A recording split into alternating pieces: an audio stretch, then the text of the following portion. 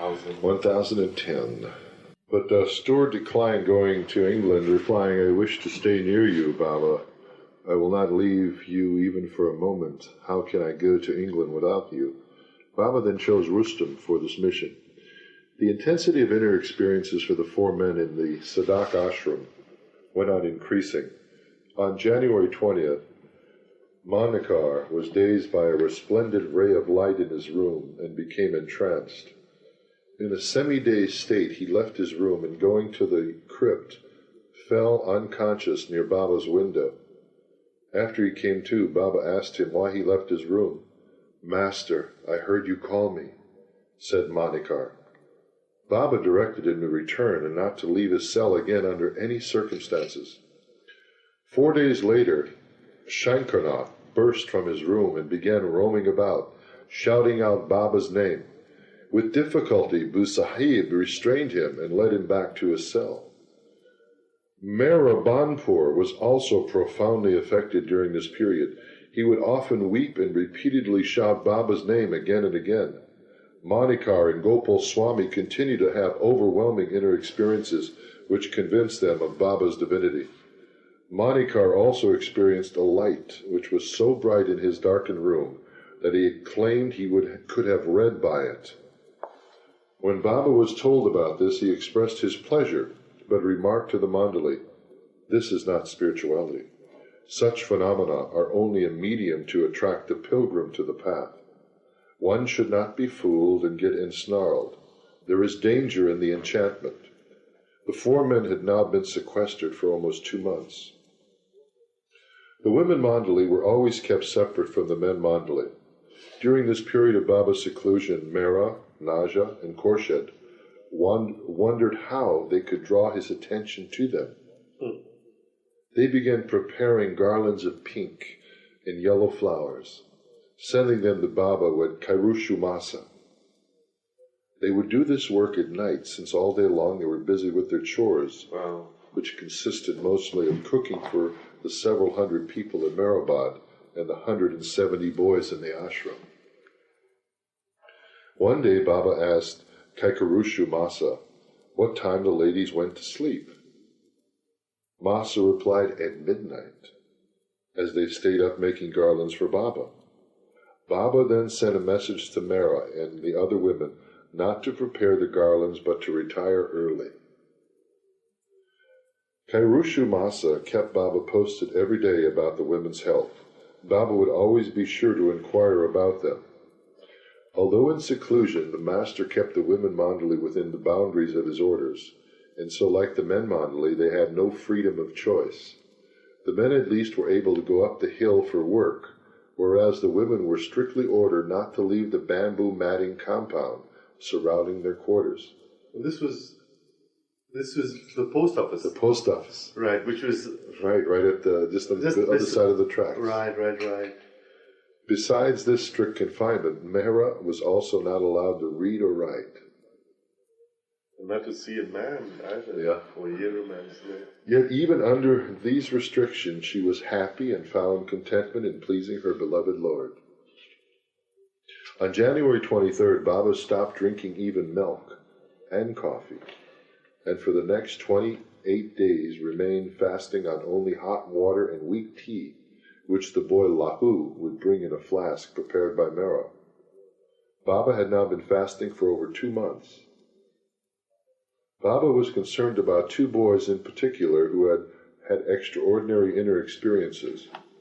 The next morning he instructed that enemas be given to Abdullah, Uchota Baba, and Rajaram. Rasahib was called at 11 o'clock to administer them. As Abdullah was being given an enema, he began to weep and sadly cry out, "Oh, what is this now? I don't want it. I don't want this world and all these things. It's Baba's way of bringing him down. Oh, for God's sakes, let me be in my state of bliss." It was like the most gross thing in a way. You know what I mean? Bring you to your gross... Yeah, from exactly. That divine intoxication. An enema. Just bring you down, yeah. I don't want all this. Why are they coming between me and Baba? Why are they removing the sight of my beloved? Remove these! I don't want them! Oh God! He was shedding tears while relieving his bowels. So he's being grounded. He was being grounded. Buasaheb related this incident to Baba, who explained, Abdullah's weeping is due to his coming down from the mental sphere to the gross. He is thoroughly enjoying that state and never wishes to leave it, even at the cost of sacrificing his gross body, of which he has the least consciousness. His body is so very delicate at this point that it is not able to stand further strain. The slightest shock could be fatal to his body. By this process of cleansing his bowels, I'm trying to bring him down to the gross, but he does not want the bliss to disappear, and hence he weeps. Wow. Tell you, this is so touching and so moving, but it's sort of like something that only maybe a Baba lover would be privy to have this knowledge, because the mainstream would not understand this. No. You follow me? Yeah, it's sort of amazing though. It's like it is the grossest thing in a way. You know what I mean? To bring you to the gross body, it's through an enema. You know what I mean? Yeah. It's an analogy. Look at this picture with some of the Ashram boys. Yeah. Look at them. Okay. 1928. Yeah. They're all. I was 34, huh? Yeah, and these boys are just. I mean, they truly look. I mean, can you imagine? But he was like a companion with Oh, him. yes, he was. Yes, he was. Even though he was in charge, he was also. Owing to the delicate physical state of many of the boys, Baba issued strict orders to the Mandali not to talk with or touch them. On one occasion, the master explained about Abdullah Chota Baba at length. Abdullah's present state is like a pur, a saint, on the sixth plane. He now sees me in all. Although this is not a small achievement, it is not everything that one must achieve. The last and most important step is still left.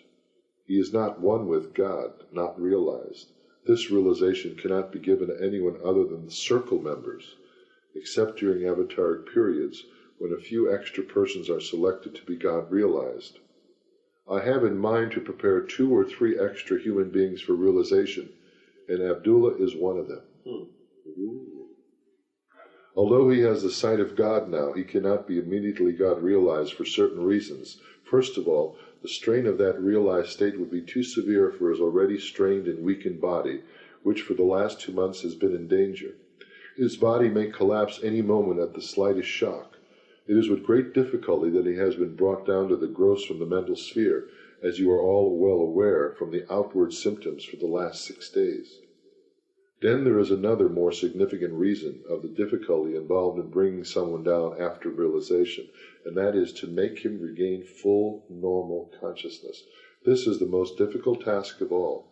Mazubs can be easily made, but not saliks and sadgurus. For this reason, Abdullah has been kept in reserve to be God realized with 2 others and brought down at the same time as the circle members.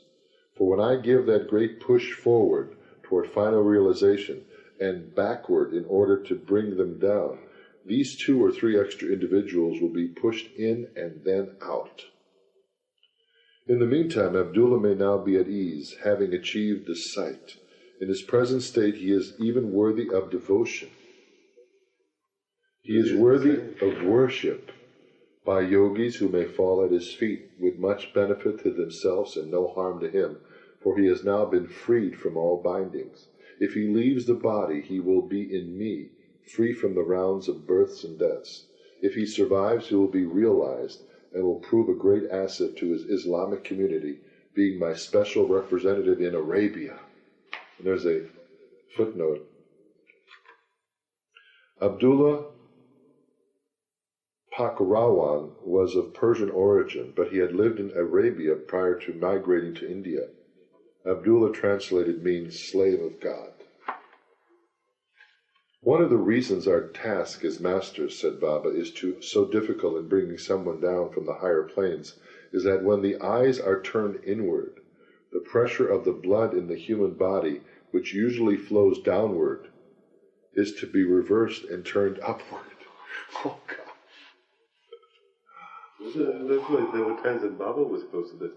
Because The that flow of blood yeah. changes and goes up. Flows in a different direction, yeah. Wow, if I got anything from tonight, that is something I'll always remember, because blood pressure is a big issue with me, and so in describing that, wow. During the period when Abdullah was in this elevated state, a musical performance had been planned, but Baba cancelled it, explaining his concern that if Abdullah heard music in his present state and started crying, he would not be able to stop and could even die as a result. On January 25th, Baba had a place in his underground crypt cabin made for Abdullah, beside his space, but separated by a curtain. Abdullah was now allowed to sleep there, a special privilege given only to him. Day and night, Abdullah remained inside the cabin, sitting next to Baba. Later, Raja Ram and Labhaji were allowed to sit inside the crypt during the day. The following day, Baba held a meeting with Buasaheb and Sahib to select the best boys of good conduct and spiritual tendencies who had expressed real love for Baba. 20 names were written down.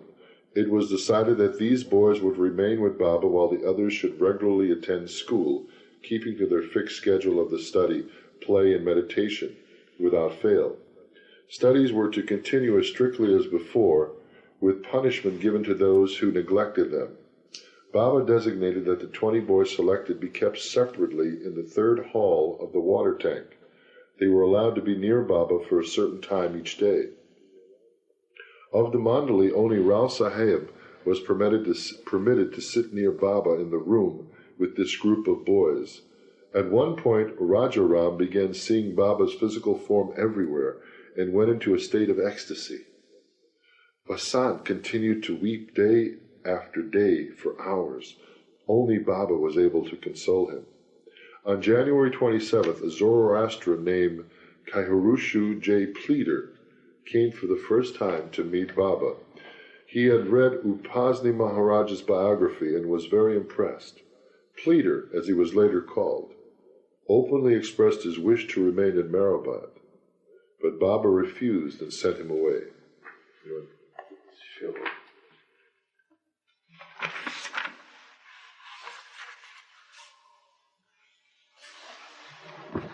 That afternoon, Baba called Rustom, Padri, and Shanji to his cabin at 3 o'clock. Taking them inside with Buasaheb and Rao Sahib, Baba had a private discussion with them. Abdullah was sitting next to the master, and Baba suddenly began questioning him, dictating on his alphabet board. This was the first time that the master had addressed any questions to Abdullah after his divine experience of the sixth plane. "Have you a mind?" asked Baba. "No, it is gone," said Abdullah. "Temporarily?" It's Baba. "Forever," Abdullah. It's not, you know what I mean, it's just giving the answers without saying, because it just says Baba said, "Have you a mind?" And Abdullah says, "No, it is gone." "Baba, temporarily?" "Forever." "Have you any desires?" "None whatsoever." "Do you see me everywhere?" "Everywhere, even in the smallest particle." "Do you feel any pleasure or pain in the body?" "No, no sense of the body at all. I don't care whether it remains or drops. It makes no difference to me. The sight is there while sleeping, awake, in all states, always. Do you see me always, always, without a second's break? How long will you see me? Forever. Are you happy? Yes, perfectly, in boundless, unbounded bliss. How could you enjoy the state of Anand, bliss, as long as you are forever? If you are everywhere and always, I too am everywhere and always with you. For I always, all 24 hours, see you and nothing else. Can you see anything else? What else is there to see but Shri? I guess Shri means Baba, you know. You know something? Right. There's a gentleman on the internet. Yes. He uses a name. What he calls himself? No name. Some people are upset at it. He won't give his name. He might be Chinese. I don't know who he is. Yeah. But he calls, when he signs off after writing a little note, Jai Shri SHRI Mir Baba. I sent him a little message. I says, it's kind of you. I says, Baba was called Shri prior to his declaring avatarhood, but he's declared his avatarhood. He ignored me, and he still Jai Shri Mir. He thinks it sounds cool, like when you say something like that's cool. Yeah. He thinks it's all like a rolling Jai Shri Mir Baba. Well, it might be part of his background too, where Shri is sort of. You don't know his name, He won't give his name. but he's a Bible person. He's on the Baba listserv. He may not be a Baba person though. He claims he does. But a lot of these new Baba listserv messages are very new age types. Some people are coming in with this, like they're seeing his light and all this other I stuff. read a discourse today about how people can get caught up thinking that they are in fact the avatar. I read that this morning. Yeah, but I'm saying, but I sense a lot of new age type consciousness of sending white light and Baba's, whatever's going to bring me this and that. Instead of just going to the crux of the matter of he's the avatar, and he wants us to, But Freddie, that's the change that has happened now. People have experiences, like Tamara. And when she sees Bauji, she sees lights, and the newer people have it. Really? Our generation, Every we Sunday I didn't. read the Avatar, the discourse. I started doing that in 1978, 77 or something. But Erich was talking about that. Erich was talking about how it's in different phases. Like during the time that we all came to Baba, we didn't get experiences from Baba. Now someone just hears Baba's name and they just respond. That's true. Because you see it in India. Many. Oh, yeah, you're seeing new people. Oh, tons of That's them. it, new people. They just are drawn. That's it. See, Mark is giving good account because that's exactly what's coming out in listserv. Yes. People that are claiming they've had these experiences. And when you talk about any kind of detailed facts about Manali, they don't know anything about it. They don't know a lot about Baba's teachings. They don't even know. In fact, some of them say, "Well, I don't know who he is, but I really feel attracted to it." Right. They don't even know he says he's the avatar. You know who used to read Bible books? Was Bill Russell. You know who he knew? Really? The basketball player? The basketball player. You know who gave him some Bible books? Was that singer Melanie. Remember Lay? Oh, yes. He knew her. And she gave him a bunch of Bible books. He had read as many Bible books as more than I had when I played for him at 22 years. Exactly. Melanie mentioned Baba's name in that song, Candles in the Rain. No. That's what I've heard too. Yeah, because she says, Meher Baba lives again. Bill told me that. Candles in the Rain. Is that album around? Do you think you pick it up and That's ride from it? 70. It's from... It's a used record store. Maybe you can pick it up. Yeah, maybe. But it might be reissued. But I used to play it over and over and over and over. Did you hear Baba's name in there? Yeah, I never heard I never heard it. All I know is she made that roller skate song. Yeah, but before that, she had this key. Yeah, I got a brand new roller skate. You got a brand new song. That was a later song, but Candles in the Rain was the name of the album also. And yes, and she says, Meher Baba lives. That's what Bill told me that. Bill Russell told me that too. Okay, never heard You never heard that? He knew her. Yeah, he used to do that. I gotta look for that. Maybe it's a used rhyme. We should dig this up because she does mention it. But also in London, well, it was Pete Townsend on the album The Who, Tommy. Yes, he dedicates it to Meher Baba. Yeah. And then some of his other records that he came out. Album Who Came First, totally dedicated to Baba. No, but that was sort of later. But Tommy was like the first. Tommy was one of his first but later on, he's standing in this white jumpsuit with a big Baba button on a bunch of eggs. Right. And then you open up, Baba's on the donkey, waving. Yeah, it was from Louis Van Gastren's. Exactly. Waving. And so I'm just saying that Pete really dedicated the whole album, Pure and Easy, these songs. And who did I just talk to? Oh, Joe Lee. Joe was here Saturday. Yeah. He said, he was just thinking about Baba all day, and he just wanted to see or have some experience about. He turned on VH1, and there was Pete Townsend, and they were saying that in the early 70s, Pete Townsend followed Meher They Baba. showed a They showed a picture of Baba and Wow. don't worry, be happy. Oh, and wow. Joe was just blown away. Wow. He hadn't been wanting to see Baba Let me as tell a you something. Let me tell you something. I VH1. saw that show. It was a replay. I saw it a couple Yes. months ago. But let me tell you something. Then Baba was on that what's that mystery show on Channel 13? Yes. Secrets. Yes. On Strange Universe. Oh, was he on there? Yeah, he was on Strange Universe. They did. Tim Busfield was interviewed along with people at the center here, Dinah and Michael Ramsden. Yeah. And they showed footage of Baba. And they said, "Who is this guy?" You know, They claim his group. I got it on tape, so I'll show you sometime. But anyway, the point of it is, what's amazing is Baba is turning some keys because You're doggone right. But it was so amazing for Joe that Baba answered instantaneously. Yeah, I didn't tell you what else happened, did I? You know, when we were doing that mailing that night, Yeah. you know, one of those mailings, the guy's name was Rick Fox, going to Massachusetts. I haven't done it yet, but I know some people in Boston that just work for the guy who plays for the Lakers. I'm going to find out if it's the same guy. Same name. yeah, that's right. He may have. Yeah, he used to live over there. Maybe he moved here. I'm going to find out. Maybe he was on a mailing list. Right. For the Love Street Lamp. Because he's a really cerebral guy. That's what He's an actor now, you know. Yeah. And those people that know from Boston, they would tell me that. Yeah, well, he's a North Carolina guy, isn't he? Yeah. So yeah, he's part of it. Yeah, anyway, the Shri.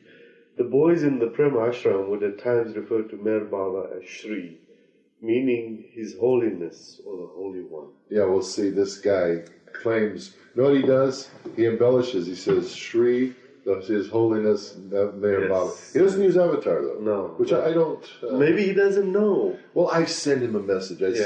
I said, no name. You know, whoever you are. Yeah. I says, I respect you saying Shri. You know, it's a very, very, touching. Respectful, However, but Baba in 1954 declared his avatarhood, so he is commonly referred to as Avatar Meher Baba, dropping the Shri. Right. I think he replied back to me, no way. He's not going to down on you on that. He's on his own trip, you know. That's exactly right. So Baba and Abdullah are having this discourse here. If left alone, where would you go? This is Baba asking Abdullah. Where am I to go? I will go anywhere. I am everywhere with Shri. Do you feel anything while walking here and there, or coming in and going out from your room to here? Nothing whatsoever. No feeling. All automatic. Someone then asked Baba, how can Abdullah read, reply, and go to the toilet without the mind? Baba replied, it is I in him that is doing all this. Then he further explained about Abdullah. The mind is completely gone. He has no mind, hence no desires. Although he has a body, he has no consciousness of the same. He speaks only when asked.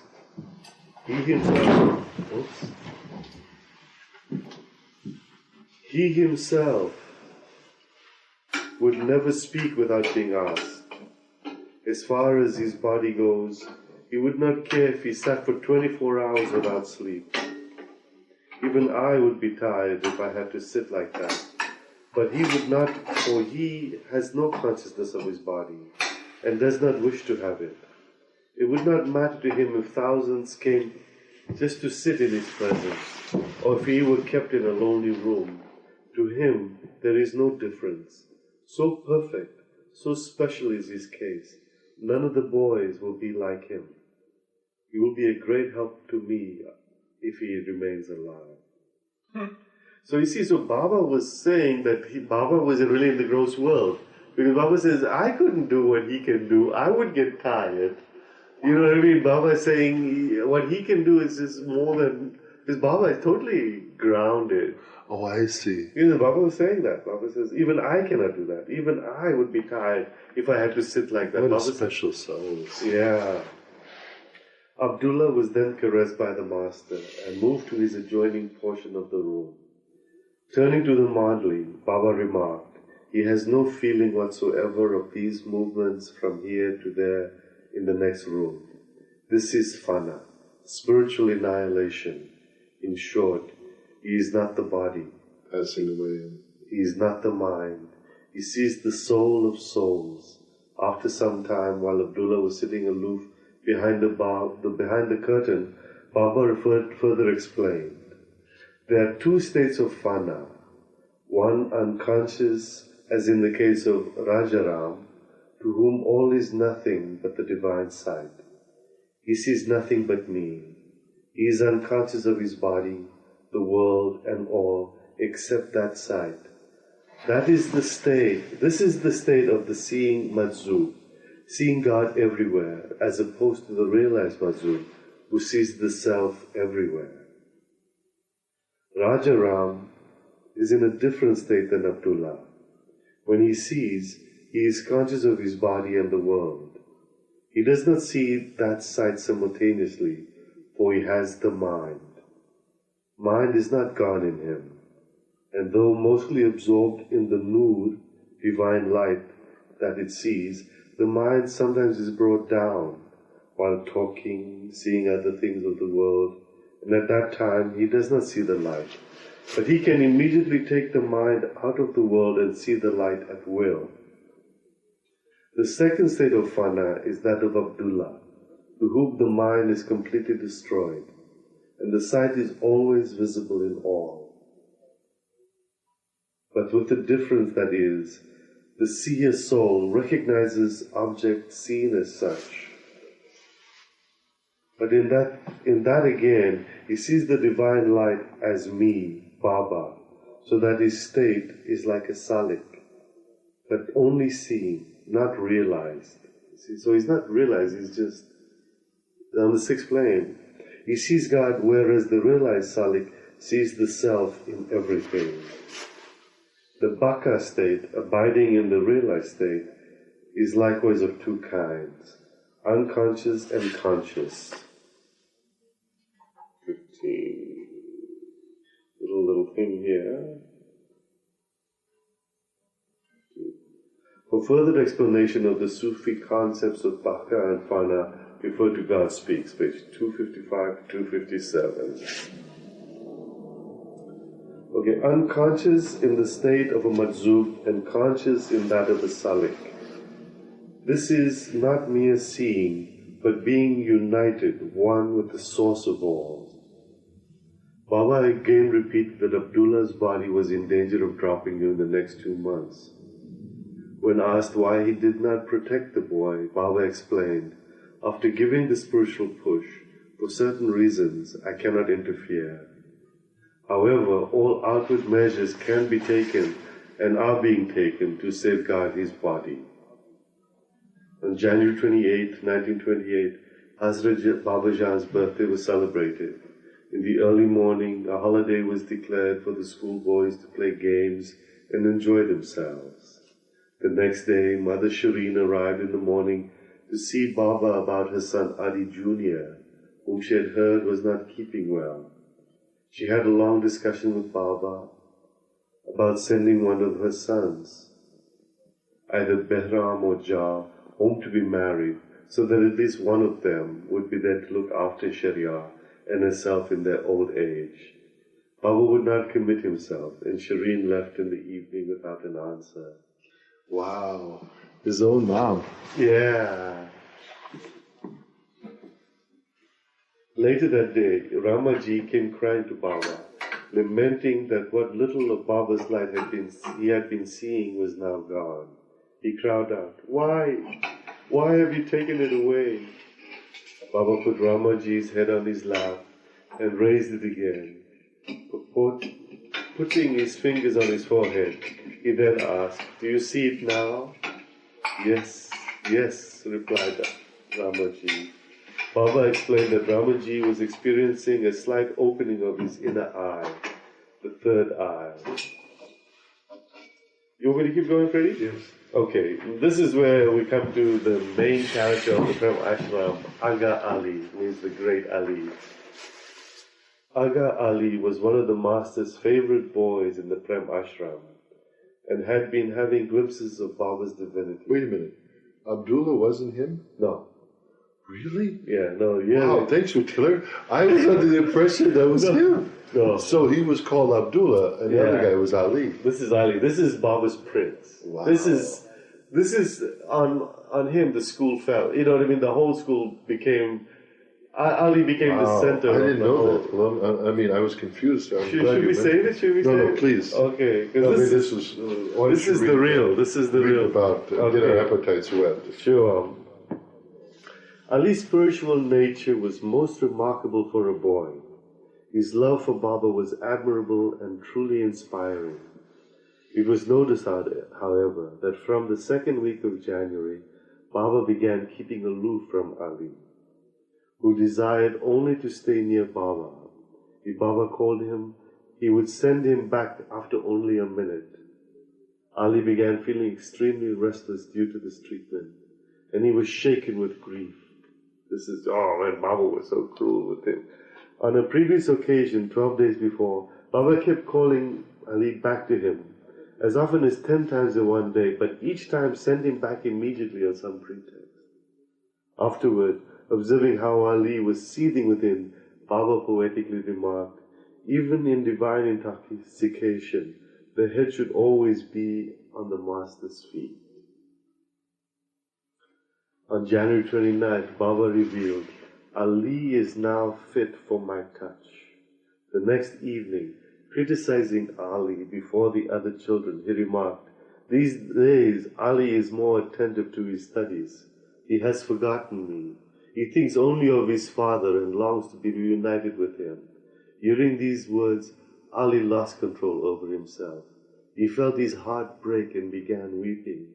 He started running about aimlessly. Baba directed Buasaheb to catch him and bring him back. Baba then held him in his arms, consoling him. But Ali could not control himself, and for a long time he did not stop shedding tears. Ali wept for 3 hours. At last Baba took him in his arms, patted and kissed his head, and touched his chest with his own head 2 or 3 times. Immediately, Ali became quiet, and his restlessness subsided. He drifted into deep unconsciousness. After 15 minutes, Buasaheb tried to rouse him, but Ali did not open his eyes or stir. When his eyes were lifted, his pupils appeared lifeless. He was questioned, but he did not respond. Sometime later, on a sign from Baba, Buasaheb asked Ali, "How do you feel?" Ali replied in a barely audible whisper, as if speaking from far, far away, "Happy." In the other, Southern throat. it says "kush." Here it says "happy," in English. Buasaheb asked, "What do you see?" "Baba," he replied. "Where?" "Everywhere." Baba had him taken to the hospital, where one of the men was told to look after him. That night, Baba remained sitting in the upper portion of his room until about 2 in the morning, frequently asking about Ali. Padri made every possible arrangement to keep Ali comfortable in the hospital. The next day, Ali began moving about, but his condition was far from normal, and his eyes were vacant. No one knows how Meher Baba suffered the whole night to bring Ali down from that spiritual state. On January 31st, Baba did not even come to the window of his room, but remained inside all day. Buasaheb stayed in the hospital to look after Ali, while Rustom took over his duties in the school. After Ali recuperated in the hospital for 3 days, he pleaded with Baba, "Please give me the tongue so that I may speak and declare to the world that I have been seeing you everywhere at all times. I will speak with the force of real experience of having seen for myself." However, Baba ordered him to resume his studies, which he did from February 1st. The boy had seen his divinity and wished to declare it to the world, but who would have believed a boy? Keep going? That's, I think, a good place to end. What page is it? Page 1019. Oh, okay. The top of the page. Marker in there. I only got to read once. No, You read quite lengthily, so. did I read that? I'd have a good time of it, friend. So- Television. We'll see you then next time. Meher Baba ki jai. Anyway, here we are. Today is February Monday. 9th. Isn't That's the 9th, isn't it? I think it's 9th on the calendar there. Yeah. Dinah put the 10th on the door, but... And it's the Lord Meher night, Lord Monday nights. It's the reading from the biography of the Age of Avatar, Meher Baba. And we're in volume 3, covering the years 1925 to 1929. And we're on page 1019. There's a beautiful picture of Meher Baba with the Ashram boys. Look at that. And then 27 or something like that.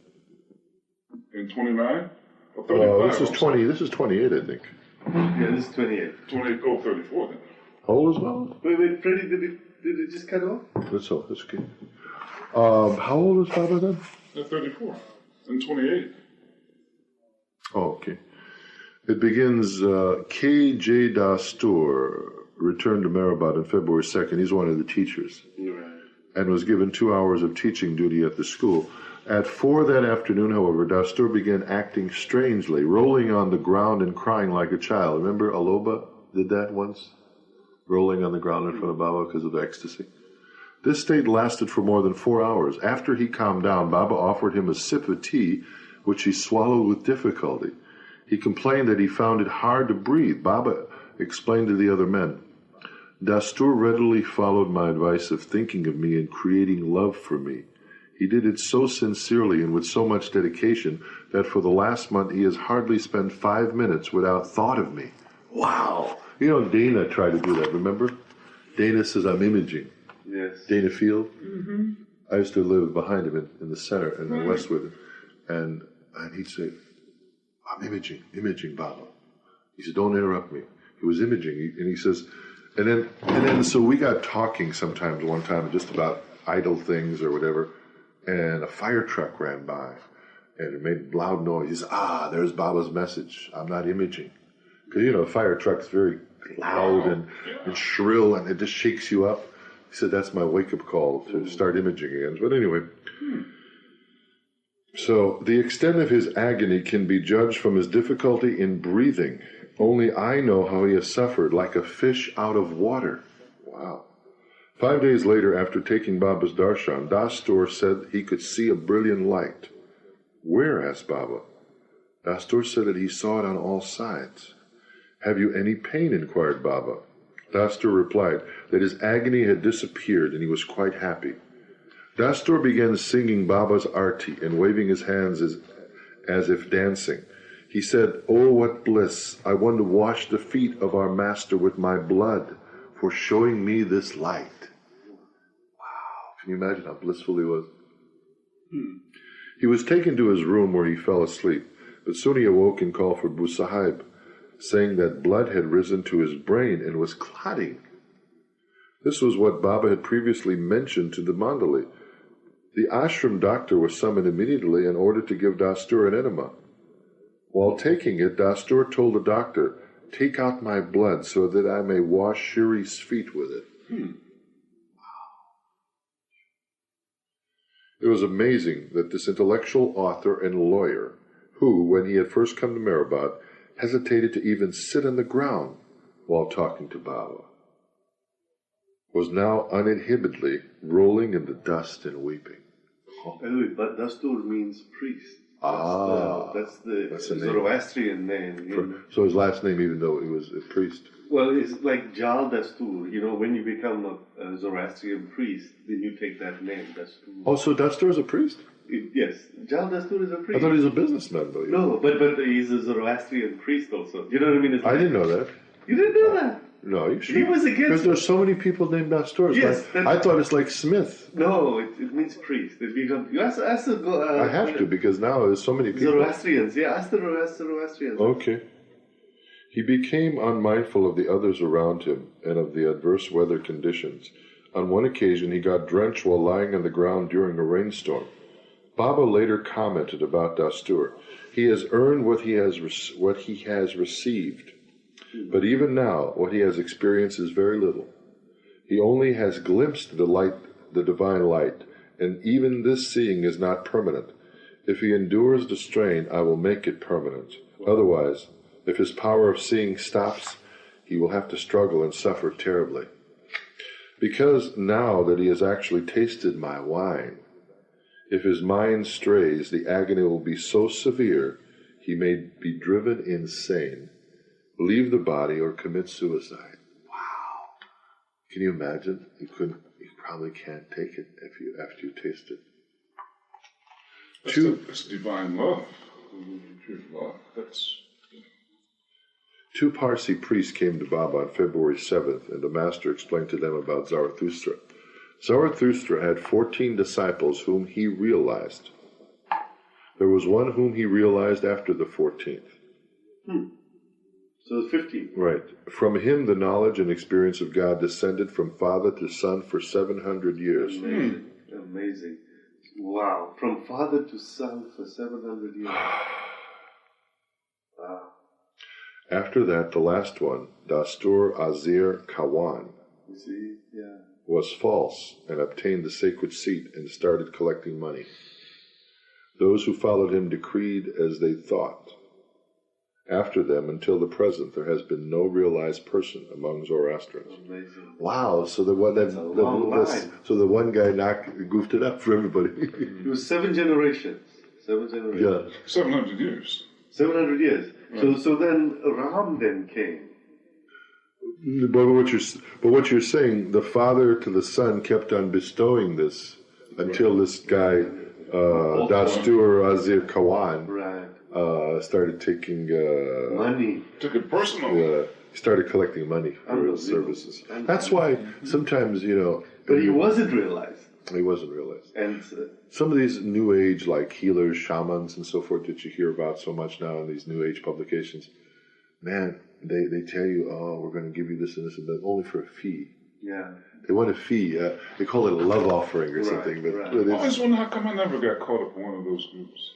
well, I think we were fortunate because I think right now there's a rampant thing going on. I guess they call it New Age consciousness or whatever, but it's dealing with shamans, with mediums, contacting them, like alien beings from another worlds are channeling through people and stuff. And because I go on the internet sometimes and talk to somebody, and somebody will say, oh, I'm talking to some name, Archangel somebody or somebody. Like this one guy says Archangel Michael is talking through him, and it's just wild, man. I'm trying to remember this, but I think Baba said there were like 5 ways you can tell a true master. And one of the signs is they will never ask for money. True, very true. The real McCoy will never ask. Never ask. Whatever religious books like the Avesta the Zoroastrians have got now are books of these false Dasturs and not of Zarathustra. See, false Dasturs means false priests. Zarathustra thought and gave out gems of truth, gems of Sufism, but they are not known to people because these other guys changed it to the... There were tremendous changes in the doctrine set down by Zarathustra made by the false Dasturs. Say that again? There were tremendous? There were tremendous changes in the doctrines. Amazing. So I didn't know that. So Zoroaster's total teachings was all revised and... They changed the holy book, the Zenavesta. That's right. He even said that. He said, whatever religious books, including the Avesta, the Zoroastrians have got now are books of these false Dasturs and not of Zarathustra. But they still have at least good thoughts, good words, and good deeds. I guess that's about it. Yeah. That is really bizarre. It said Zarathustra taught and gave out gems of truth, gems of Sufism, but they are not known to the people. Unbelievable. So my best advice to you is to create love for God. Earn something in my contact. Otherwise, if you spend your time in discussions on religious doctrines and dogmas, it will take you nowhere toward truth. It is all rigmarole and will waste your precious time, which might better be used in thinking of God, meditating and creating love. Love is the sum and substance of all religions, and the only essential of all creeds. Leave the rigmarole alone. Leave the rigmarole alone. For example, this alphabet board which I use may be given to a child to make him begin to learn the ABCs. But if he merely learns the alphabet without any efforts as proceeding further, he will learn practically nothing. It is the same in religion. The Shariat, doctrines, and dogmas are given as a preliminary beginning, like the alphabet, to reach the ultimate aim of the realization of the truth. After one learns to master the fundamentals, one advances. But if a person merely sticks to religious ceremonies and rituals and believes that religion is that alone, then he does not advance at all. God and truth are far, far above Shariat, doctrines and dogmas, ceremonies and rituals. I'm going to pick up KD. Let me see here. Right. Excuse me. While KJ Dastur was recovering from his experience, it was Sidhu's responsibility to look after him and not to leave him unattended. But one day he left Dastur alone. Baba found out and reprimanded Sidhu for making this mistake while performing his duty, for he broke Baba's order. Excuse me. In the evening of February 7th, Baba gave an explanation to the Mandali about obeying his orders. Suppose A comes to me at noon and says that he is thirsty and that I should give him a cold drink, considering the weather conditions and the time. Now suppose B comes at night in cold, chilly weather and says that he is thirsty. I may prescribe hot coffee for him, considering the prevalent cold temperature.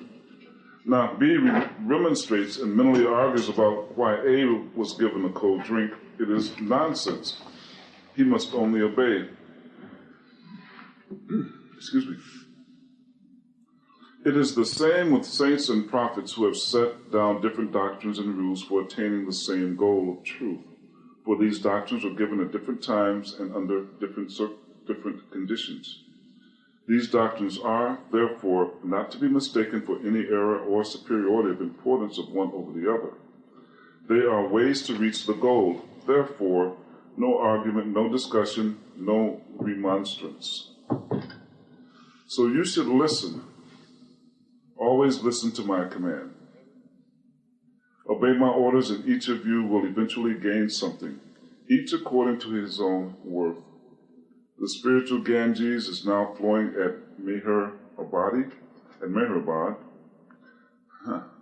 So wash your face and feet with its waters if you are not destined to drink it.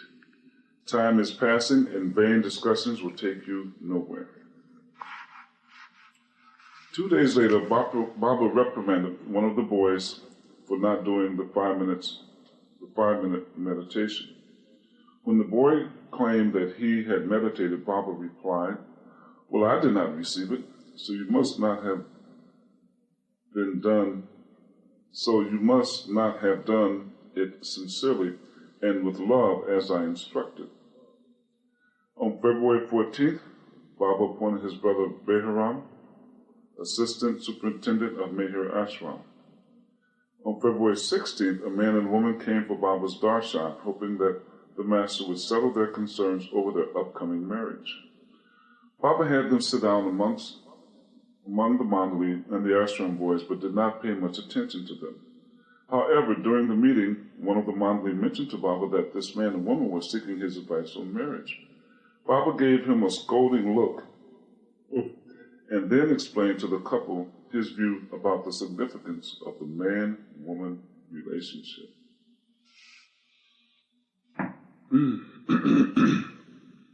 If you marry, you incur 7 more new births, and it is for this reason that saints and realized masters advise their devotees to lead an unmarried life. Wait a minute, hold it. In other words, every time you marry, you automatic 7 more. 7 more. Just automatic. That's what it says. Wait, how about the Mandali members that were married? I mean, Barucha? Yeah. Also, Erich was married. Yeah. But maybe they had special yoga sanskars. Yeah, well, Erich because they left. Had no contact with his wife after they were married. Well, this also makes these things about Bauji. Who's the author? Bauji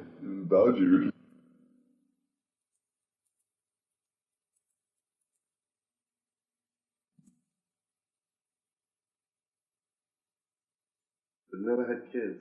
I think Elizabeth was married. Yeah. I don't think Kitty was ever married. No. Wow. It's interesting. Kitty is in India, but not Elizabeth. Oh, you mean buried? Yes. No, that's is true. Margaret Elizabeth? I Let's don't open this up a bit. The smoke is a little high there. Or maybe Elizabeth will be on the other. I don't know. But anyway, it's interesting that Kitty is there. Wow. Anyway. That's really heavy, man. 7 lives every time you marry. Jeepers. These 7 births go on multiplying as you proceed lifetime after lifetime. So each lifetime, well, I mean, Each time you get married is 7 more. It's like the will so of you the marry twice or 3 the times. will of the wisp.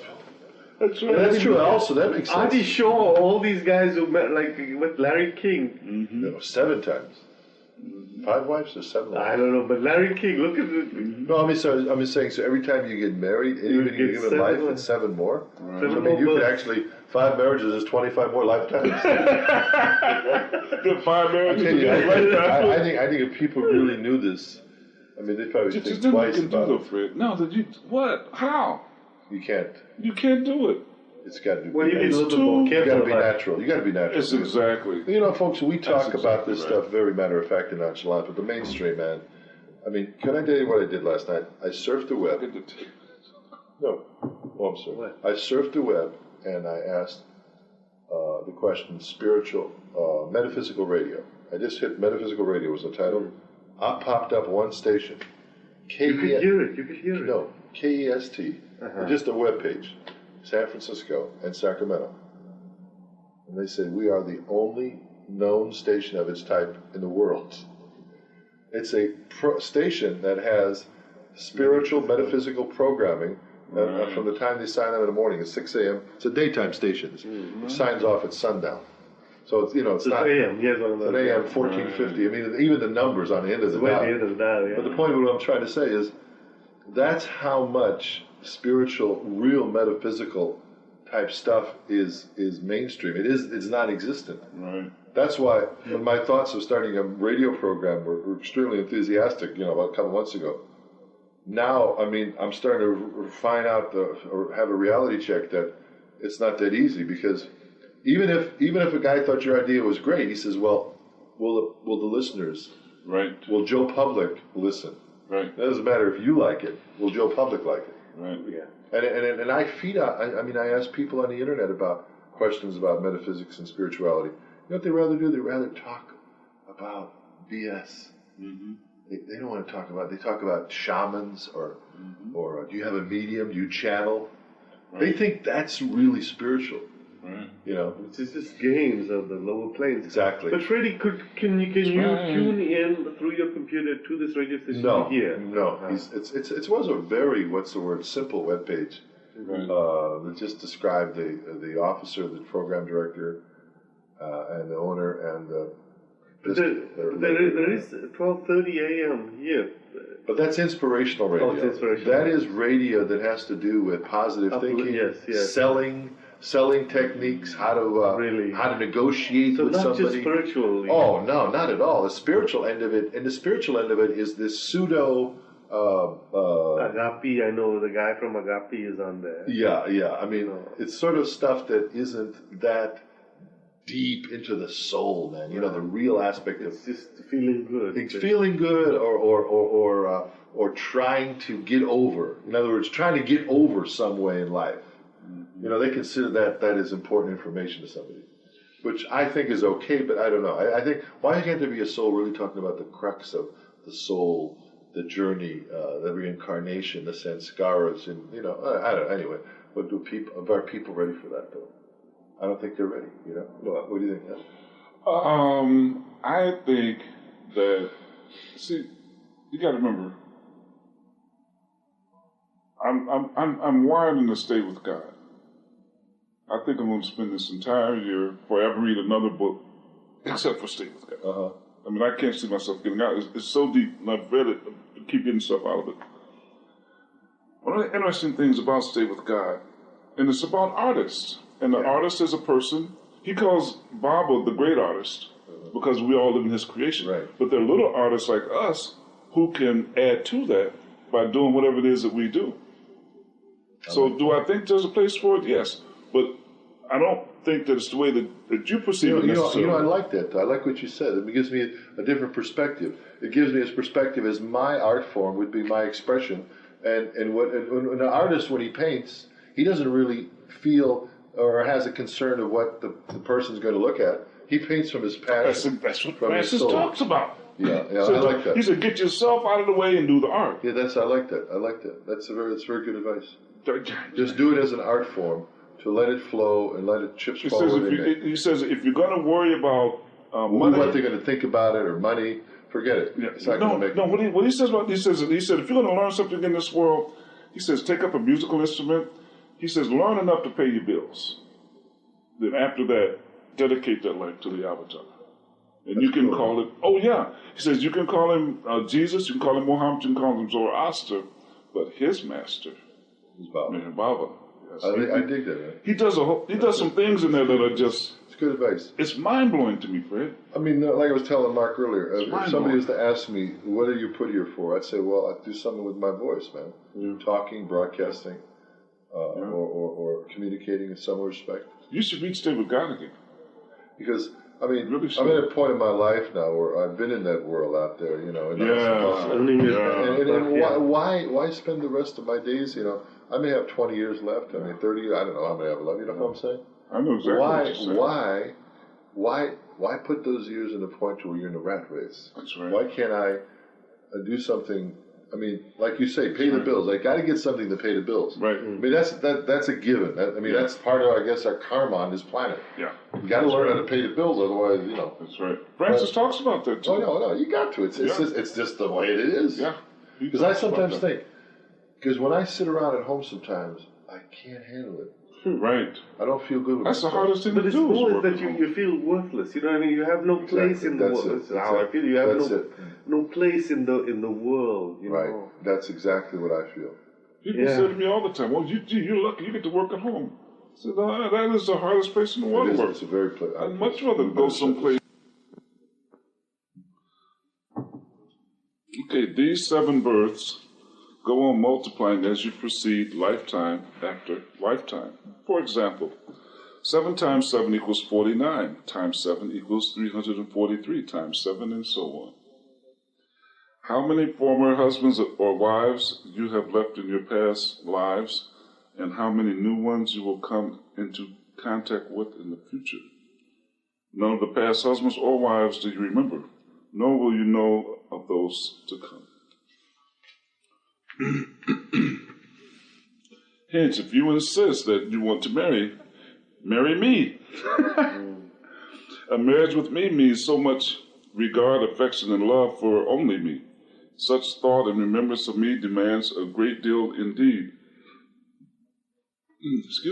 Much more love than even with the yogis of ancient times.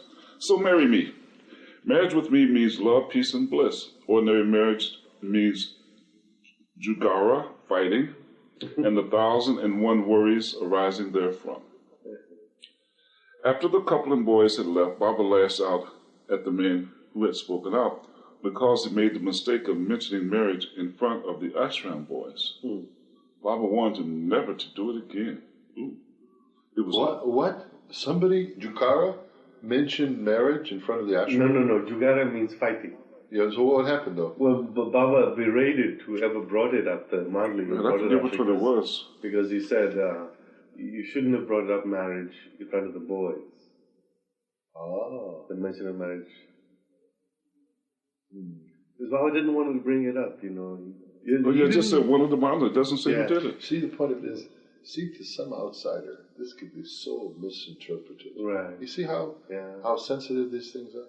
That's why these Lord Mayor meetings are for us. Yeah. For the old guard. Those who are meant to. I think for the old guard, even on the Baba listserv, can I tell you, there's this new breed of Baba lovers who are semi-new age consciousness. They ask Baba like for prayers for Baba for this or that, or is it okay to pray to Mara? Or there was conversation praying. Oh, you're kidding me? There was conversation praying to Mara. Is it better to pray to Mara for ask for help than Baba? You know, and there was a whole dialogue on that. Anyway. All right. So things have changed. Yeah, in our lifetime.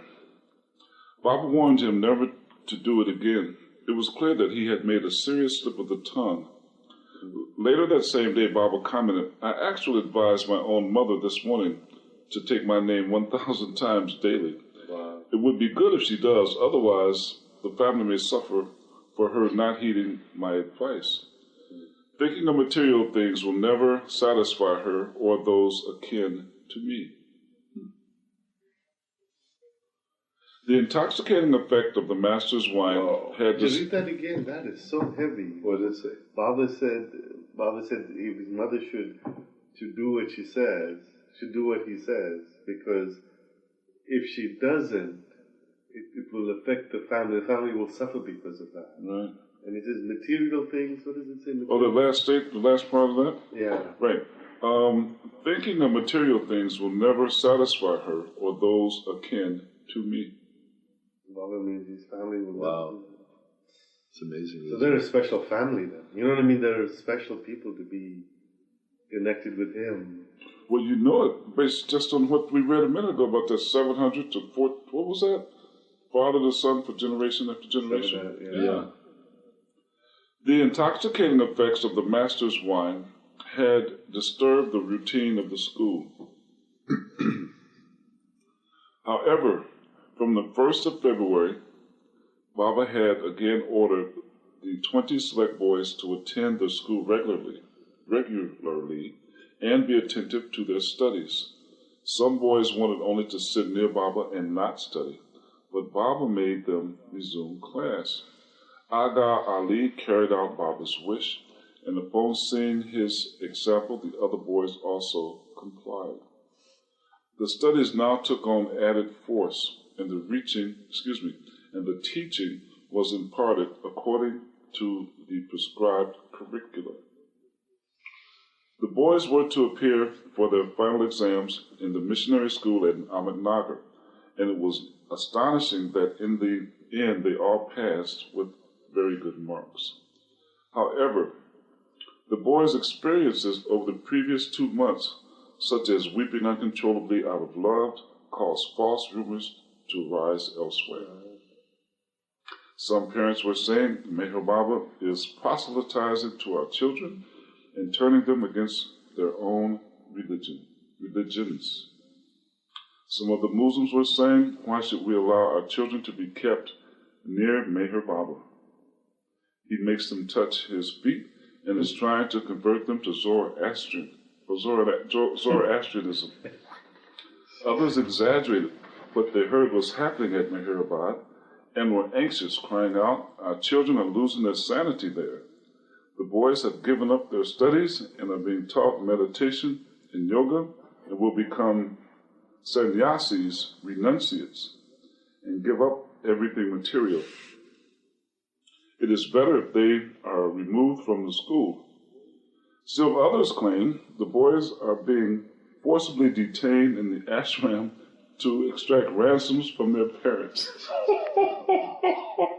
You talk about other people, the guys that were there were going through a hard time, Fred. Can you imagine that? It just sounds like what would happen in today's world. Yes. People are rumor mongers. It's true. Yeah. It's very true. Oh, Yeah. man. Now it's even worse with the internet. The speed of everything. Man. Baba's order for the boys to return to their studies was in effect a ploy meant to alleviate the misunderstandings in the minds of some of the parents. It was rumored that their children were not paying enough attention to their studies.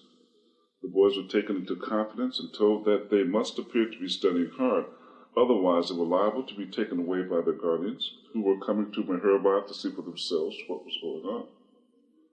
Thus, at the end of January 1928, these and other rumors were circulating and correspondence was received, making all sorts of inquiries. Each letter was answered, assuring the parents that their children were being given the best possible care. Some of the parents were still not convinced and arrived at Meherabad to remove their boys from the school and take them home.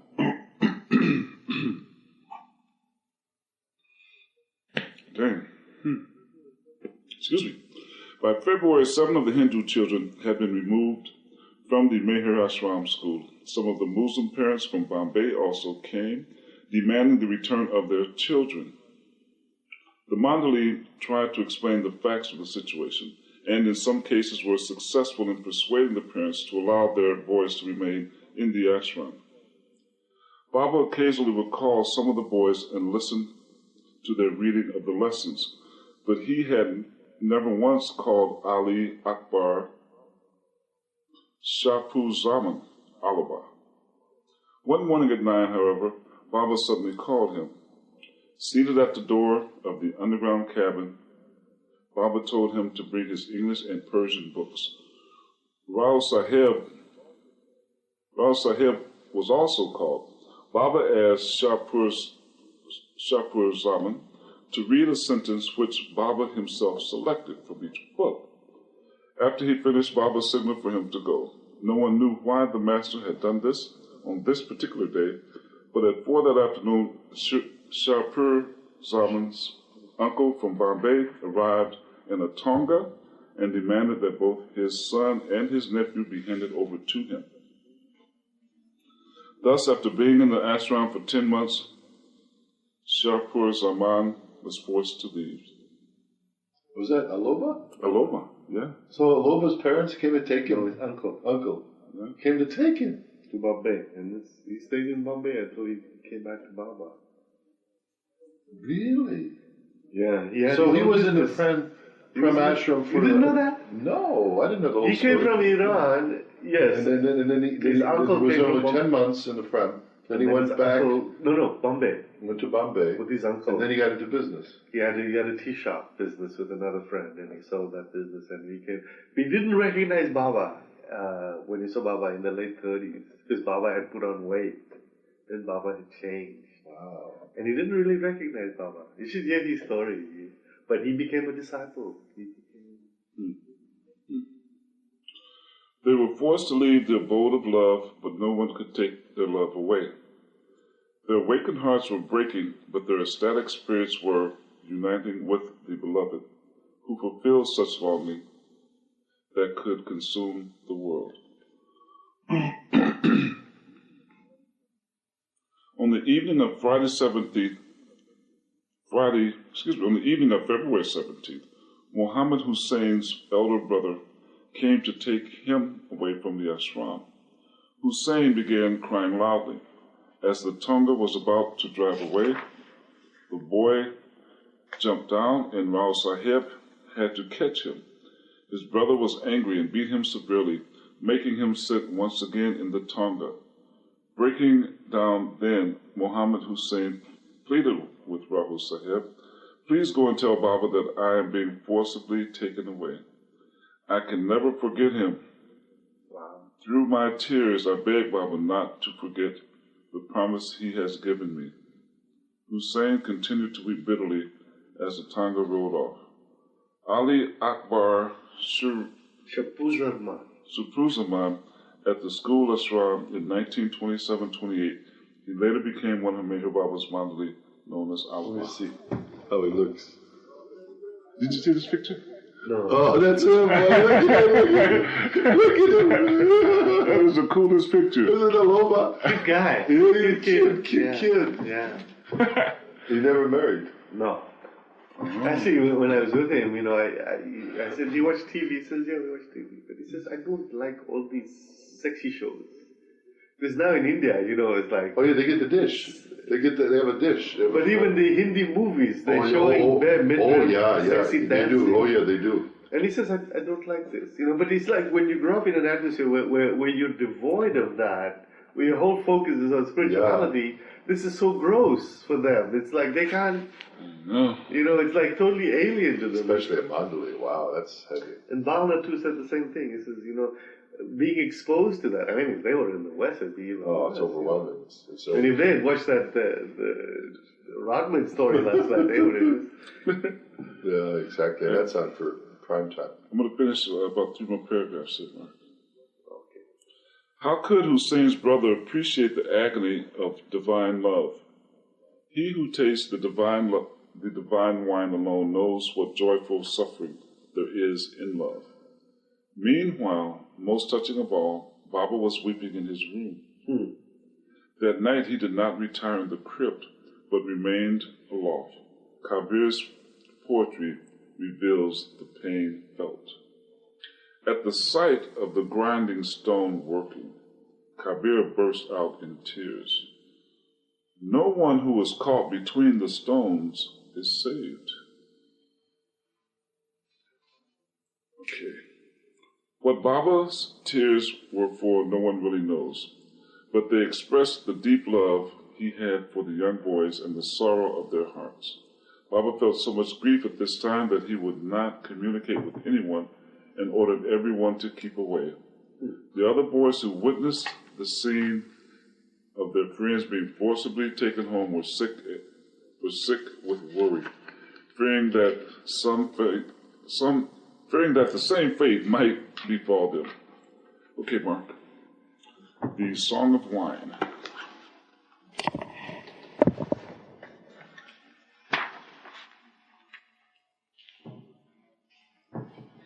The Song of Wine was muted on Saturday, February 18, 1928, Baba's 34th birthday, when Gani, Munshi, Babu Rao, Ramju, Sadashiv, Rupamai, Hormuz, Ardashir, Karani, and Dastur Namdar Irani arrived in the morning. They found Baba to be in an unpleasant, sad mood because of the events of the previous evening and his subsequent sleepless night.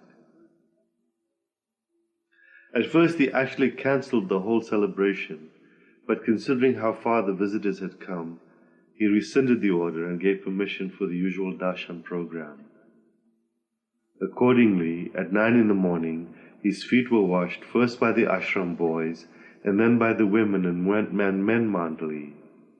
At 11 o'clock, Gustaji, Rustam, Nawal Talati, and Mohan Shahane gave Baba a bath. Darshan concluded with the singing of Baba's Aarti. The people were asked to go and enjoy their lunch. Qawwals and other musical programs were held in the late afternoon until 6 and again in the night, but the music and singing did not lighten Baba's dark mood. On February 20th, Aga Ali's father arrived to take him away. When Baba was informed, he sharply remarked, "If Ali goes, everything goes. I will come out of seclusion and close the school." The Mandali pleaded with the father, Haji Mohammed. Eventually they came to a reasonable agreement, and Ali was allowed to stay in Mehrabad. 2 days later, other Muslim parents came from Bombay and removed 3 more boys from the ashram. They claimed that they did not like their sons bowing down to Meher Baba, which was against their religion. Ironically, one of them was almost persuaded to remain in Mehrabad to teach Islamic religious tenets to the Muslim children, and he was even offered the same salary per month which he was presently earning. However, he did not accept Baba's fair offer. Only 5 days had passed when Ali's father sent his business partner, to bring his son back to Bombay. But he left when the importance of Ali staying in the school was impressed upon him. Baba's refusal to admit Ali when he had first come to Mehrabad was due to his father's vacillating temperament, which the Mandali were now observing. On February 25th, Haji Mohammed again returned to Mehrabad, and this time he insisted on taking his son home. Rao Saheb spent hours trying to persuade him to let Ali stay, and in the end Haji again agreed. Rao Saheb wrote out a new agreement, but in the meantime another Muslim arrived to remove his son. After talking with that man for only a few minutes, Haji changed his mind again and said he was going to take Ali home. This enraged Rao Saheb, who asked him if he intended to break his word. Ali's father said yes, and remained adamant. He was not prepared to let his son stay in Mehrabad another day. When Ali was informed of his father's attitude, he took his penknife to his throat and swore, "I will solve the problem." This knife will be the cause of separating me from my father forever. Buasaheb explained the boy's grief to Baba, who sent for Ali, scolding him, "Never think of doing such a thing. If you are taken away, I will either come out of seclusion or close the school." Ali's father, still obstinate, took his son away that day. Ali was quiet when he took his seat in the horse tonga. Only Baba knew the pain piercing his heart. After Aga Ali had left with his father, Baba asked the Mandli how long had he been in seclusion and fasting. He was informed that he had been fasting since November 10th, 107 days, and that he had been in seclusion since the 20th of December, 67 days. Baba remarked, "I have grown very weak. I will leave this seclusion and eat. My object is not fulfilled, and I will have to do it all over again." Baba then ordered no one, under any circumstances, should touch me for the next 10 days, unless I order otherwise. The next morning, February 26th, Baba informed the Mandli that he would come out of seclusion sometime that day. He discussed the situation of Ali's abrupt removal, and some of the men suggested that one of them should go to Bombay and try to convince Ali's father to allow the boy to return. Baba liked the suggestion and promptly sent Baidul and Buasaheb to Bombay, emphasizing to them to bring Ali back within 7 days. Baba had previously warned that if Ali left, he would close down all the activities at Mehrabad. Accordingly, he now ordered a group of the Mandli to begin pulling down some of the temporary structures on the hill. Yet at the same time, Baba directed another group to repair and erect a few new structures. With Ali's departure, Baba was acting most peculiarly in the eyes of the men. On the one hand, he gave orders for the demolition of buildings, and on the other, he gave orders for construction. Baba came out of his seclusion in the crypt cabin that very day at 5:45 p.m. The rickshaw was decorated with flowers, and Baba took his seat in it. The ashram boys pulled the rickshaw from the hill down to lower Mehrabad. As the rickshaw halted near the Duni, a blinding light suddenly flashed, and a flame rose up from the Duni when Baba came near it. Those who caught a glimpse of it were dazzled. In a few minutes the flame disappeared. Afterward, Baba was carried in the rickshaw to various places in Mehrabad. It had been 2 months since Baba visited the women Mandli in their quarters, and their joy was boundless. During the period of Baba's seclusion, he took only 1 pint of coffee made by Mehra, which she sent to him every day in a flask with the boy named Lahu. But while taking the flask up the hill, Lahu would hide in a gully and drink half the coffee, and then recapping the flask, he would take the rest to Baba. At the time, Baba never asked why the flask was only half filled, but now that he was out of seclusion, he inquired of Mehra. "I was fasting for months on only half a flask, when I clearly told you to send a full flask of coffee each day." Mehra was taken aback. "But Baba, I filled the flask myself. It was always full." Naja and Khorshid confirmed this. Later, Baba called Lahu and asked him to explain the mystery. The boy honestly admitted his mischief, and because he told the truth, Baba forgave him.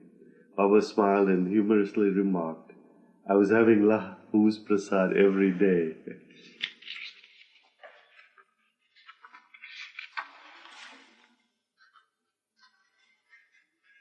We keep going? Okay.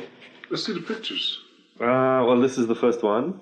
Aga Ali, wow. And Baba with Aga Ali and one of the men Mandli. Wow, boy. Ali should look like a loaded kid. They must have a monster library over there. I gotta go over there. Oh, you gotta get over there, yeah. Baba then returned to the Duni in the rickshaw and sat there quite still for about 15 minutes. He cryptically remarked, "The Duni has just passed word to me that we should all continue our routine and go on with the work as before." This was understood in reference to his earlier comments that he would be closing the school. Baba was pulled up the hill in the rickshaw and retired again to his underground crypt. That's amazing how much time Baba spent in that, living there, The 4 men staying in the Sadhak Ashram were ordered to end their seclusion, but Baba's fast of 2 cups of coffee per day continued. For the next 5 days, according to Baba's orders, both the demolition and construction work went on. From his recent comments near the Juni that the routine would continue, the Mandli felt certain that the school would not be closed. All the other activities went on as before, and there was no slackening in the children's education or in other matters.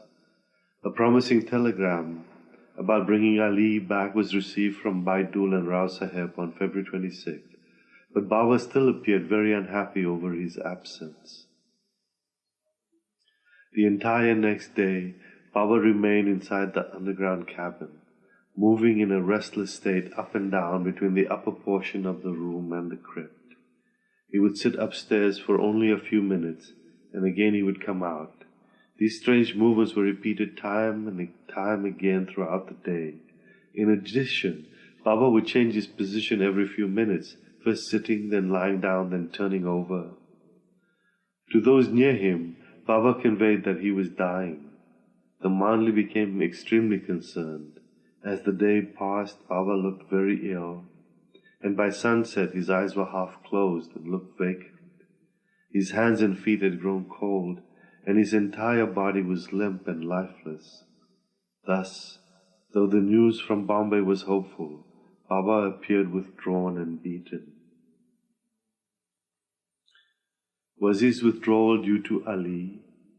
It was due to his universal work, and his median was then Ali. And while doing this universal work, Baba wanted the boy near him to lessen the suffering. It is incomprehensible, but to move the world, the Master could use a small boy as his medium.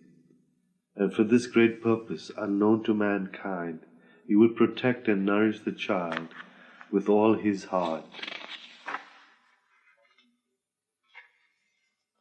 The following day, February 28th, a discouraging telegram was received saying that Ali's father and other relatives were not willing to send Ali back to Mehrabad.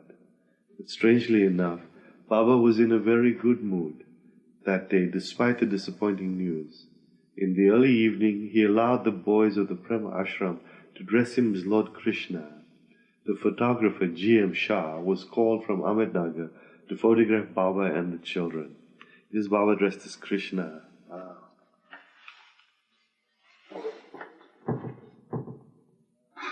Do we have one of those in there on the wall?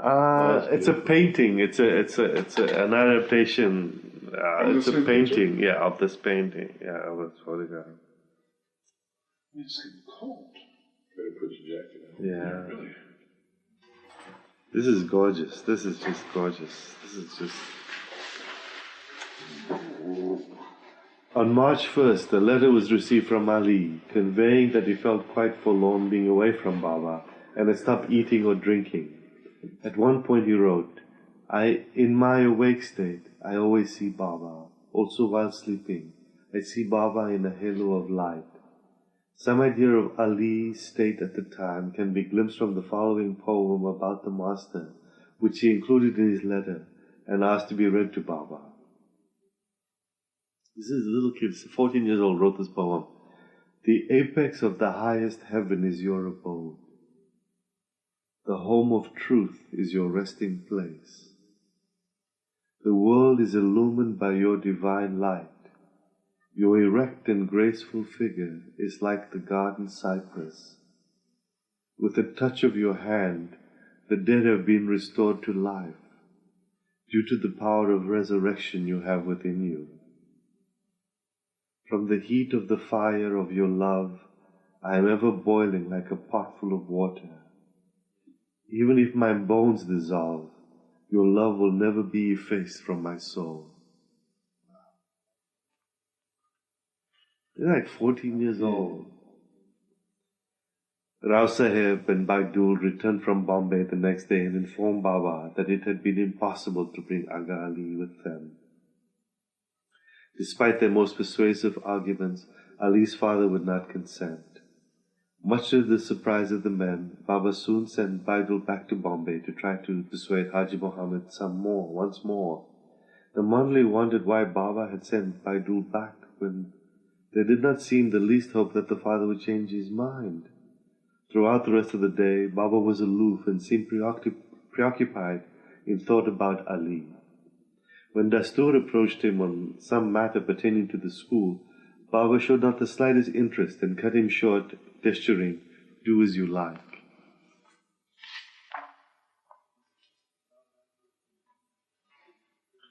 Around 9:30 in the evening, instead of retiring to the crypt, Baba walked to the deserted classroom of the school and for almost 15 minutes sat quietly next to the seat which Aga Ali used to occupy.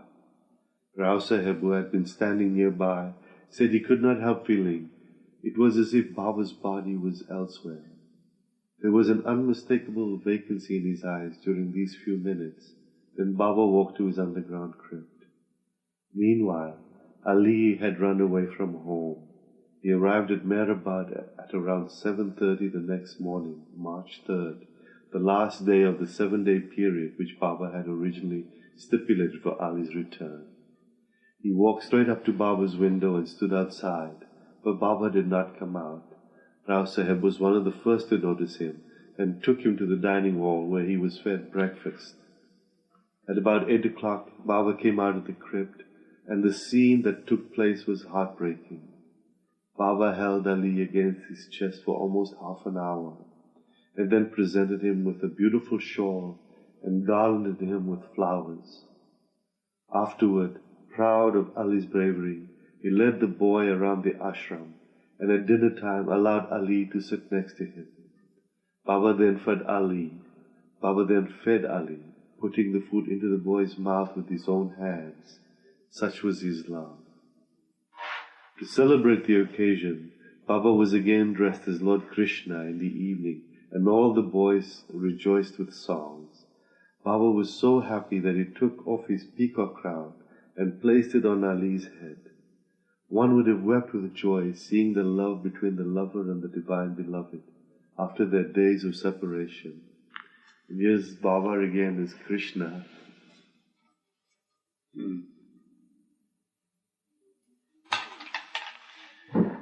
Pretty awesome. What's sort of interesting though, Ali is Muslim and Baba's Zoroastrian, but yet they all love and believe in Krishna and they're dressing Baba up as Krishna.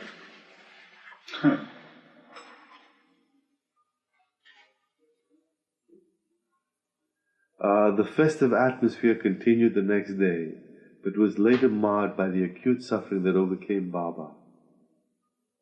At 3:30 in the afternoon, Baba began having sharp spasms, as if he was suffering from internal shocks.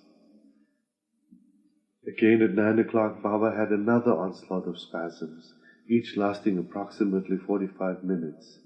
During these painful spells, Baba seemed to be on the verge of dropping his body. The shocks were so intense that he writhed in agony. Nothing the Mandli did seemed to relieve these spasms, but after an hour they subsided all of a sudden. That same night, after almost everyone had gone to bed, Ali's father showed up and asked to see his son. Buasaheb discussed the matter with him late into the night, but the father would not listen to his persuasion and insisted on taking his son away. Out of sheer exasperation, Buasaheb blurted out, "All right, for God's sake, take your son away. You have no idea of the great pains Meher Baba and the officers of the school are put to on account of your son. None of us has anything to gain by keeping your son Ali here. On the contrary, it is for his own good that we have been trying so hard to convince you."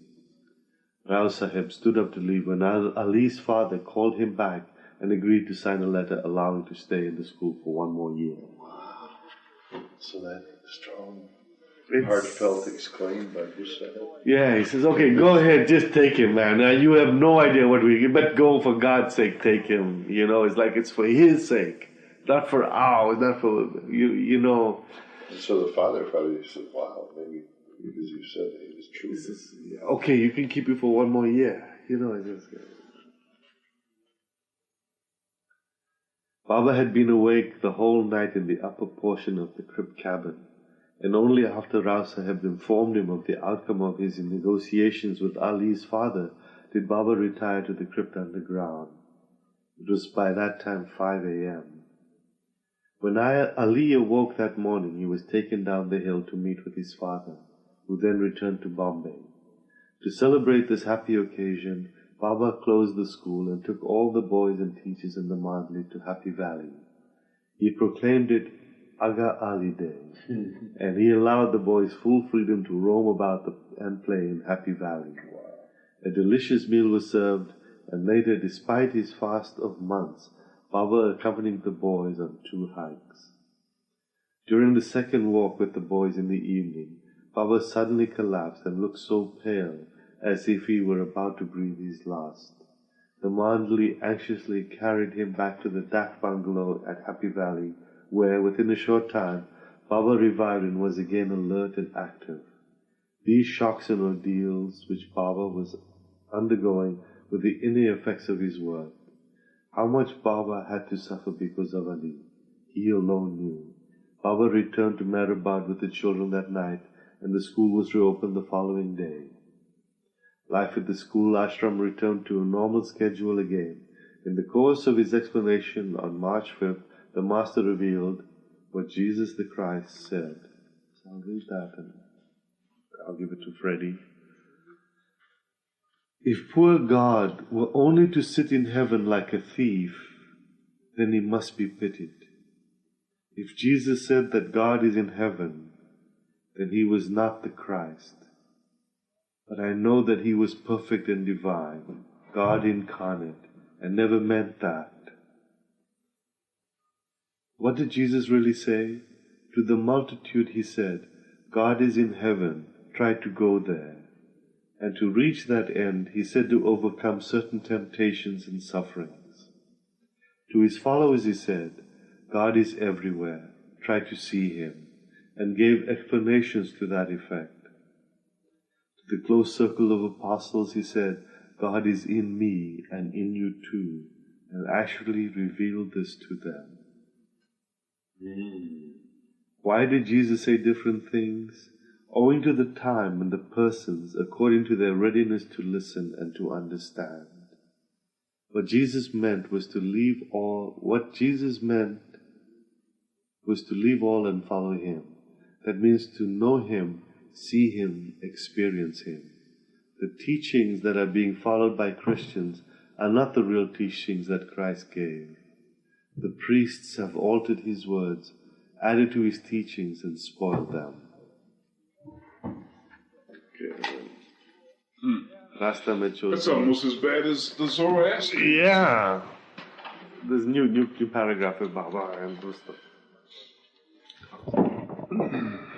Baba had chosen Rustom to go to England, and on March 7, Baba gave final instructions to Rustom about his trip to bring some boys back to India. Rustom left Mehrabad that evening and sailed from Bombay 3 days later. He was the first of the Masters Mandalay to contact the Western world. Meanwhile, the atmosphere in the ashram was undergoing a transformation. The soil of Mehrabad that was once wet with tears was no longer so.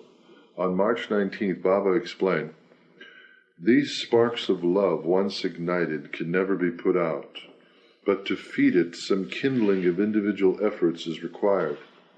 Once the fire is sufficiently fed, instead of being extinguished, it will go on increasing automatically without the aspirants even thinking about it. The fire increases to such a degree that a time comes when the aspirant cannot bear its heat and wants nothing but to cool it down. Look how Ali Akbar has changed. He was so often repeating, 'I don't want God. I don't want anything. Only cool down this all-consuming fire in my heart.' But to put out the fire means to render the boy unconscious. This is the intermediate state between the fire and the light. But I am not going to extinguish it yet. To bear the burning of the fire is necessary in order to see the light. And once the light is seen, the pain of burning disappears. There are no more sufferings and agonies after that. Let us see what comes of Rustom's trip to the west. The love will not be as it was in January. No more spark sprinkling now. It will manifest in another way. By turning the eyes of the newcomers inward, they will be shown the light, but without making them pass through the fire of love. The final touch will be given to all the boys through Ali, who is the link through whom all will get the light of love. After a few days, Baba informed the boys, during the coming 2 months, keep studying and playing as you used to do when you first joined the ashram. During this period, however, I will not permit an outburst of love to occur. There will be no spiritual manifestations now. On Sunday, March 25th, the Prem Ashram was formally established on Mehrabad Hill. It was housed in a temporary structure near Baba's crypt cabin, while Meher Ashram remained in the compound next to the water tank. A new set of rules was formulated for the Prem Ashram. The boys were given the freedom to meditate at any time while they were alone, except in the evening when they were instructed to participate together in games and physical exercises. Baba would lead them on walks in the evening, thus giving them the opportunity of his intimate companionship. In late March, the boys became unruly, and some of them began behaving strangely. At times, some would bite themselves, tear their clothes, cry loudly, and run away, refusing to come near Baba when called, and even directly disobeying him. Even Aga Ali was disturbed, and was not above exhibiting such disrespectful behavior, addressing Baba quite rudely on more than one occasion. But afterward he would sorrowfully regret his misconduct. Baba too had to suffer during this period because of the boys. Besides spending hours trying to calm the boys and placate them with explanations, he had to tolerate their rough antics. Once in their excitement, the boys bit Baba and tore his Kamali coat, which he had been wearing for almost 6 years. Since it was his favorite coat, Baba insisted that it be patched instead of discarded. The boys became so wild in their enthusiasm that one day they were pulling Baba in the rickshaw. They went so fast that the rickshaw overturned on the dirt road. After the spill, it was discovered that Baba had been badly gashed on the rough ground. God, these kids were like wild steeds. Yeah. But you see, any other... Because he's withdrawing that love. But any other rational thinking educator or anything would think these boys should be put away or something. Punished or institutionalized. But Baba knew he had to weather the storm. Because he was withdrawing that love that he was... I see what you're saying. See, so, because that's why they couldn't handle it. It's like... They were like barren. They were like being left and out. he had said that. He said, I'm going to shut it down. And they just couldn't handle it. The event that took place in Mehrabad on April 1st, 1928, was meant to be written in a mystical language, the language of wine. In that language, things are not read, but felt. Words fail to describe such unique occurrence, the true meaning of which can be grasped only by those perfect ones with divine consciousness. From 8:15 that morning, the master began walking about on Mehrabad Hill barefooted. All were surprised to see him doing so, and it seemed a signal that something unusual was about to occur. The meaning of Meher Baba's behavior became clear when suddenly at 11:30, Harzat Babajan arrived by car at Mehrabad.